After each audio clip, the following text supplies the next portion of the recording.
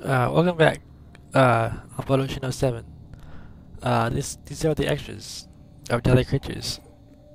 As you can see, I have unlocked Gallery 1, Gallery 2, Gallery 3, uh, I have Gallery 4, Gallery 5, but I don't have Gallery 6. And I have the interview with Billy Bob Thornton and Dennis Hopper. And I'll show you in the credits you just saw, I'll show you the interview with Billy Bob Thornton, and then I'll show you all the galleries. So, let's watch this, see what he has to say.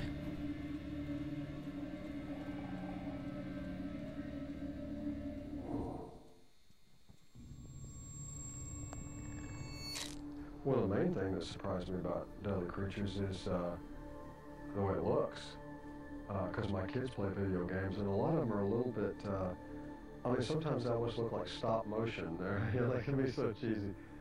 And this one is, it's kind of like watching a movie, in a lot of ways. Now I'm doing the actor part. This is the part where I look through here and see how much of this I have to do. You know. Well, I've always been fascinated by rattlesnakes, and that's one. But I got to tell you that I mean the two main characters, I guess you'd say, the scorpion and tarantula, really,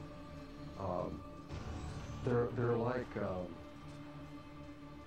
these legendary guys when they first meet up, and it was.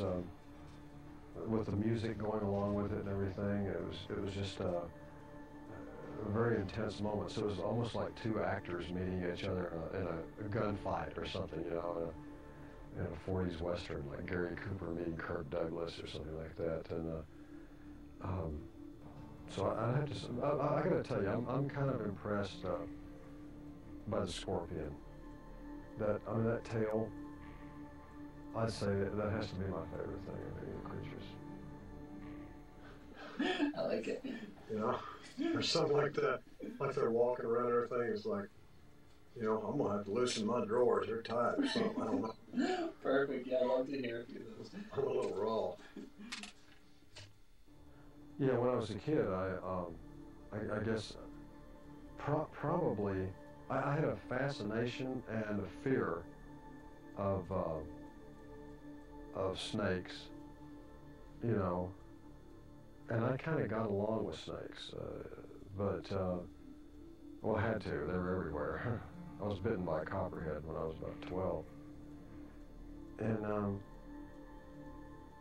the rattlesnake and the coral snake, I think maybe the coral snake more than anything fascinated me because they don't have fangs like most snakes. They strike you, right? Well, a coral snake has just a little row of teeth, and that's why not many people get bitten or killed, especially by coral snakes, even though they're deadly poisonous, because in order to bite you, they have a small kind of mouth. They have to actually get in,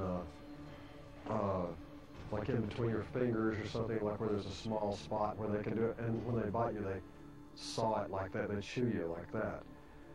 And I always thought, wow, that's kind of cool, if you like being terrified. But there was something about them, just that the stripes, there used to be a saying about coral snakes, because there's a king snake that looks just like a coral snake, only the stripes are different, in a different order. And it was some kind of saying like, red and yellow, friendly fellow, red and black, get back. So, in other words, if the black ones touch the red ones, or something like that. But yeah, coral snakes fascinated me. Man alive, I'm raw. I mean, my side. Feels like I cut them with a razor blade and poured alcohol on it. Sometimes when you sweat and you walk a lot in these kind of britches, it does that to you. You know what I mean. You raw? When I first came to California, on the first run, I came to California originally to San Diego. I was too afraid to come to LA, and I lived with my aunt and uncle and my cousins for about a half a year, and I had this. It was really my cousin's snake, but he kind of gave it to me. It was a rosy boa, and she was like, that long, maybe like 2 feet long or whatever it was. And I was playing with a band down in Lemon Grove, California, which is just south of San Diego there, and I was going to band rehearsal one night, and I had this old beat-up car that the the console didn't shut good, and that's kind of where I kept the snake when I was on the way down there, because the guys thought it'd be a fun idea if we used the snake in the show like Alice Cooper, right? Of course, Alice had a huge snake, and this was just like this little rosy boa. And she was fine. I mean, she wouldn't bite at you unless you like popped her in the nose or something. I used to do that for fun every now and then. We played with each other. So anyway, I'm driving down to Lemon Grove for band rehearsal from a little town called Lakeside, which is there by San Diego. And I have the snake in the console. And I'm driving along, and in those days I had really long hair, down almost like my waist. And I had big Ted Nugent-like hair. And the snake gets out of the console, which I was used to, and she liked to wrap herself around your arm. So she wraps herself around my arm, starts crawling up, and so she goes into my hair. And it gets up here, so half of her still down my arm, the rest is here. And then she comes out of my hair, right here.